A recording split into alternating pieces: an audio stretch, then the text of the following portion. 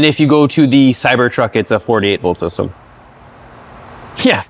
Yeah, it screws. So most of the audio devices are designed to work at 12 volts, right? That's the standard. 12.6 is standard flat battery voltage. 14.4 is running on an alternator when it's fully charging. So most aftermarket electronics are designed to go up to about 15 volts. There's very, very few alternators that will overcharge, so they just cap it at 15 because they don't need anything higher. Well, now you go to 16. Tesla doesn't need an alternator, right? So a lot of components can actually handle 16 volts, but they never cared about rating it anything higher than 14.4. But not everything can.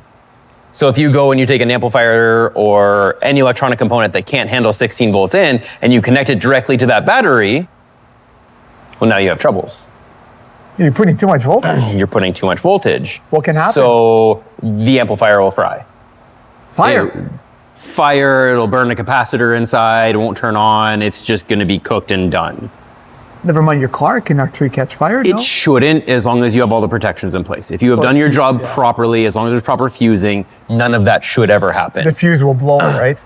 In theory, if the amplifier shorts out to the point that it's gonna cause damage, it should. Could the amplifier fail in a different way? Entirely possible. Of course. Or if it catches on fire, it can just burn everything around and your car's still on fire. It wasn't the wiring, it was just the amplifier. But yes, this is something that we have to deal with nowadays, is that cars are coming with different batteries. Even lithium batteries in general react differently to your standard lead acid.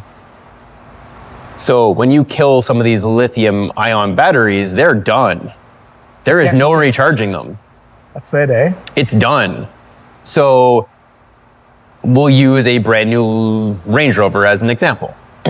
If the factory key is within, I think it's like 60 feet of the car never goes to sleep.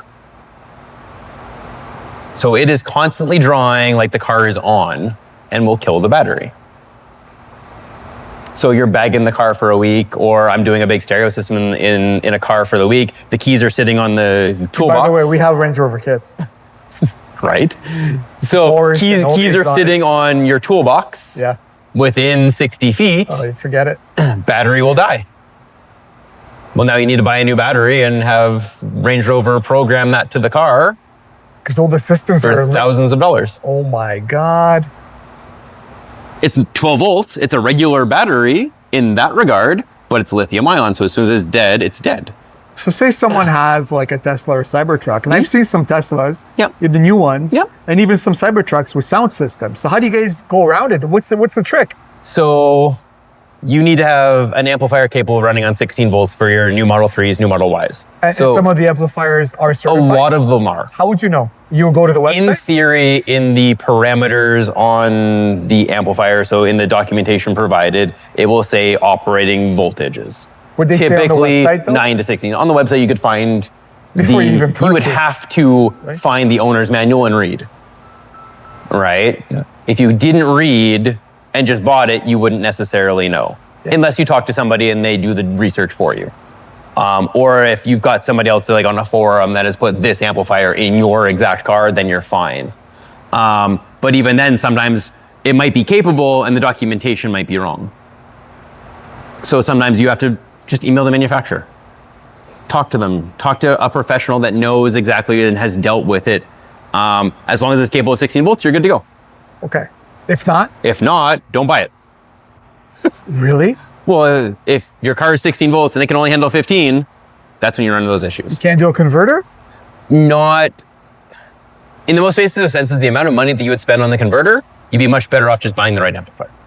I see. So then how much is like a typical converter? Depends on how much power you need.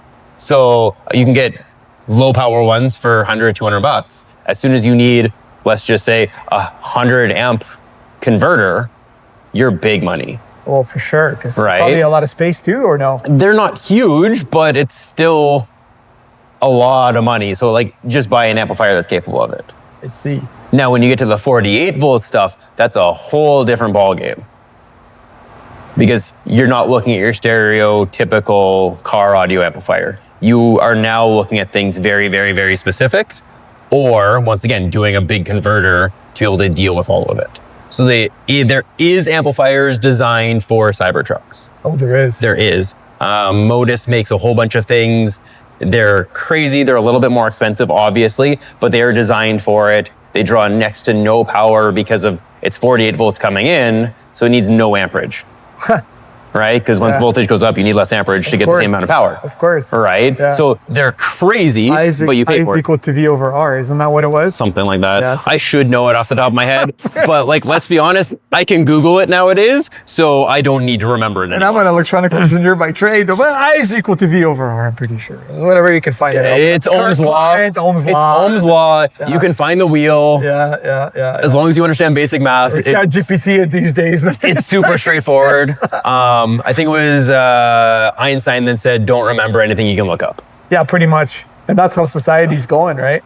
It's just so much easier to look things up nowadays, but... Unless the system fails and then you're screwed because you can't look it up. So you need to, that's the reason why you need some basics. You do need the basics. Yeah. But like in day-to-day things, we're not dealing with it as much as we used to. Yeah. Because, the manufacturer provides most of the information you need. Yeah. So you don't need to try to figure it out. Good manufacturers. Yeah. I mean... So I'm sure you can buy stuff at the back of it. Realistically, in everything that we've talked about on this entire podcast in both of our businesses is dealing with quality products. Hey man, I can get you a deal. I can get it for $100 less for the buck of a truck. Is it 16 volt capable? Yeah, sure, for sure. Hook it up. and that's the problem. Of course. But you never know. So that's why we always talk quality products do make a difference. Yes, you're going to spend a little bit more money for it. You're going to spend a little bit more money and time for the expertise, but it makes a difference. Trust me, the headache is not worth it. No. Yeah. No, it never is. And I'm not saying that, the guy down the street doesn't know what he's talking about. He might know just as much, if not more than I do, but find your expert. But there's also differences because as much as we like the guy down the street, he might be gone tomorrow. Yeah. When you're buying it from like a bigger supplier or store that has a chain, Visions. Of course, Visions could be gone tomorrow, but it's less likely. Way less likely. It's not impossible. Compared to some guy down the street? It's not impossible. You look at all the big brands that have kind of shut down recently over the years. Like all those, right? Everything, like anything's possible. I know, but it's less likely, right? It's less likely. It's like, for example, you know what I mean? People look at, they say, well, I can get an air suspension kit for this. Okay, well, there's a reason why, for example, my company and your company, what you're doing has a track record is because we've gone through the trenches, you could say, in order to continuously and consistently pump certain things in a product. And it's not that like, we're looking to make a quick buck. If that was the case, we'd be gone like the guy down the street the next day. We've all made mistakes. We've grown from them. We're still making mistakes and we're still growing from it. Either you're serious and you take it seriously and you do it right, or you just like you said, the guy down the street might not be taking it seriously, but at the end of the day, it's a little bit more risky. He also might be very, very serious and just be aging out. Yeah, pretty much. He could just retire tomorrow. And that, you know what? That's another very, very good point. I mean, we're digressing a little bit, but everyone in the industry that has a lot of really, really good knowledge, do you find that they're all aging? A lot of the guys are older now, or? So we were recently at a conference. Exactly. Talk about it. So which conference was it? So it was CMA Expo, which is essentially all car audio of all of Canada, for the vast majority of it. Not every distributor decides to come, but all the really, really, really big ones that are really national kind of do.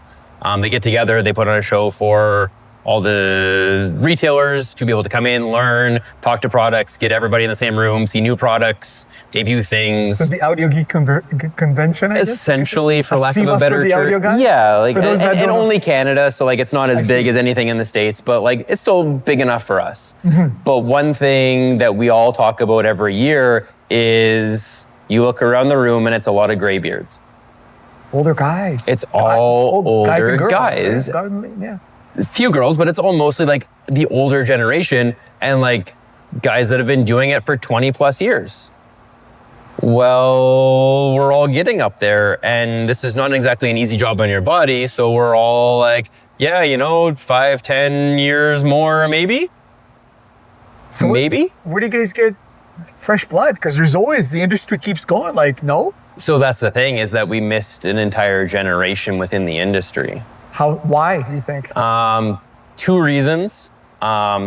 we, as the older generation, seen the new young bloods as competition and didn't train them properly. So they didn't stick around. Discourage, yeah. Pushed them out. Like, I remember when I got into the industry, like I had to scrub toilets to get a job. Well, you try telling that to somebody that's 18 right now, and they're gonna just walk away, right? No judgment, I don't blame them, but you wanted to be in the industry so badly that you were willing to do it. And even when you had them in, like you were just mean to them and rude to them, like there was hazing things and all kinds of stuff that just happened back 20 years ago. That's just how things were. It's a boys' club, so like locking somebody in a trunk for an hour wasn't a huge deal. But like nowadays, like health and safety, it's a huge issue. Generation that, don't touch them.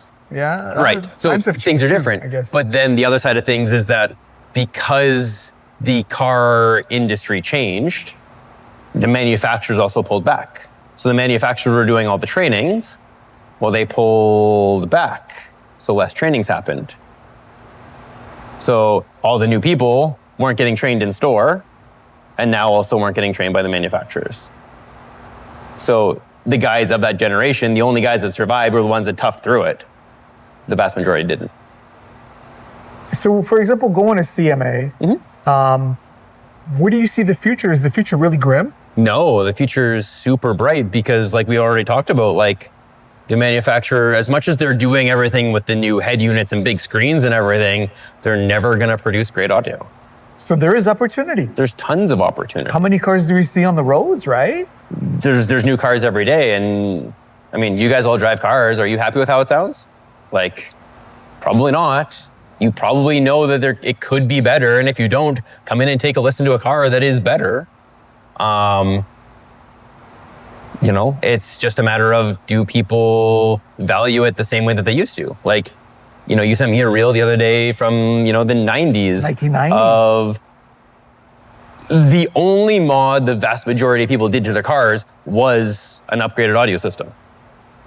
Like, that was it. Like, that was your entire mod list, was your audio system. And you detailed every single thing, like the brand of wire that you had, your fuses, all of that stuff was all detailed down. And that was your entire mod list at a car show, was your audio system. Well, then we went to that whole like race kind of thing when Fast and Furious came out, and it was all about trying to make your car as quick as possible. So you needed extra power, you needed lighter weight, you needed all of these things. Well, the audio system's just weight at that point. So it all left. But now we're dealing with cars that are heavier than ever. Yeah. Right? Like, your Honda Civic is like 3 times as heavy as it used to be. And they're a lot bigger too. Bigger, you have more space. Nobody's stripping their interior. So now you have a full interior. That Civic also that was leaving when we were walking around the show. Yeah. Have you noticed, if you look at the older Hondas, they were like tiny. Yeah. Now a lot of like basic Civics are a lot wider, a lot bigger. Oh yeah, they're massive. They're the size of like... more weight. Old Accords plus. And you used to fit like 5 people in an Accord, and you look at it now, you're like, wow. So I see what you're saying. Yeah. So cars got bigger and heavier. Well, now you're less worried about the weight side of things. So to put a small sub in doesn't affect you. No, but it makes a huge difference. It's starting to come back. I see. Right? Everybody that I'm talking to it's not, I can't afford the weight. It's, I don't want to give up space. Yes. That's where the thing changed. Suspension, right? Yeah. Like the way you did your setup, it's all and you it's all still about have space. It's all about space. Same with mine. Yeah. Right? I mean, at the cost of a wheel well. Yeah, but realistically, I think most people have CAA nowadays. Yeah. And I mean, we can talk about this and another thing, but that's probably going to change as well. Even some of them, Mustangs and performance cars, they don't come with spares. They just come with a tire inflator. Yeah. And right, so that's just it, right? Like, there's all these things, and it's just like now you have room to be able to do some of this stuff for activities and make your car personal and cool. Yeah. So like, and heard. Yeah, I mean, if you want to be heard down the block, like we can do it. Not my personal thing. I'd rather everything stay inside. Of course. But I understand the appeal on a bright summer day, on a Friday after a long week at work, like cranking the tunes, rolling the windows down, enjoying your drive home. Different dimension. I get it. Yeah. I totally understand it. De-stress on, and also what's really good is when you're listening to music, one of the reasons why because people like to sing along, and then all of a sudden when you're singing along or you're enjoying the bass, you clear your mind. Yeah. So a lot of your worries, and that's the reason why people are so attracted to music, right? Is because they're able to clear their mind and focus sometimes, right? It's like therapy. Yeah, music is a huge part of pretty much everybody's life. Yeah. I have talked to a few people that don't enjoy music, don't listen to music, but it's very, very, very few. It's very, very few and far between. Everybody else is like, yeah, I enjoy some good music every now and then. Great. Or some people are like, I live for it. Great. The one thing that I always bring up to people is, I'm sure everybody has heard of Beats by Dre. Massive, massive headphones. Probably the number one selling headphones of that period ever. There's a reason that Apple bought them. Like, Apple just doesn't buy people just to buy people. Like, they wanted that. The reason that they did so well was that they had extra bass. Yeah. They're not the greatest sounding headphones. They're not amazing by any stretch. They just had extra bass. But you feel that difference, and that's what triggers But it's a people. massive difference. Yes. And if you look now, JBL does it, Sony does it, all these massive headphone companies now branded as extra bass. But it was Beats that started it. And your car should be no different. Like, we should put some extra bass in there. So on that note, hit up Dan at Visions. I'd appreciate it, but if you're happy going somewhere else, that's okay as well, right? As long as you get bass out there, your show car has bass in it, and we bring this back, I will be totally happy. Listen, take it to the experts. That's it. I'm going to leave it at that. I agree, but I just want to see audio come back in a way that it used to be. But you know what? I can see doing the podcast with you and starting, and going around and just being involved in you doing my system. I can see how you're getting so excited and passionate about the fact that it is coming back. Yeah, it is. And it's the most amazing thing where you see, car shows and meets, and we see it all the time. And now it's May, so we're getting into it. You're starting to see it like live, and people are starting to come out to events, and that kind of an infusion that is very, very strong, because when you have that motivation to go on. Yeah, like we've done a few systems already. There's a few more in the works, and that's just people that we know. Yeah. If every shop out there does the same thing, you're going to see an explosion of it. Yeah, I think what, the way it was exploding back in the 1990s, it's going to explode. And I don't care whether you're into electric, whether you're into saving fuels. That's completely independent of the feeling and the emotion that the music and the bass gives you. Yeah. And it's going to be one of those mods that, we're going to electrify the future. Great, you're Tesla. You can put a system in it. Absolutely. It's no big deal. Put it on air suspension. And it doesn't change your drivability much. At all. A little bit, but nothing substantial, right? Because you are drawing more power. It will affect it a little bit. Range? But what's the range like? So a family member has a Model 3. Okay. And we did a 5-channel amp in it to power the extra speakers and just a single sub. And he's like, I maybe lost 5 kilometers of charge. Oh, it's nothing. Maybe. It's nothing. Now, you could go bigger systems, and bigger systems will draw more. So it's all relative to how much power you pull. But let's focus on the general populace, right? That's all anybody's ever going to need. Yeah. And if it didn't change anything, you wouldn't notice it. I don't think anybody's buying a Tesla or any of these electric cars that's going and being like, well, it only does 500 kilometers to a charge, and I need to drive 500 kilometers to and from work every day, where 5 kilometers would make a difference. Of course not. Right? Because all it takes is, okay, well, now it's winter and you have your heater on and you lost way more than that. The extra little bit doesn't make a difference. No. To add a small sub, especially something like this, like the CBA 250, you wouldn't even notice. You would not notice a change in any way, shape, or form. But you would notice when you listen to it. And that's 1,000%. That's the key. You will enjoy your drive. Yeah. So people, enjoy your drives. And make sure you tune to SceneWorX Podcast. We're going to be going to various events.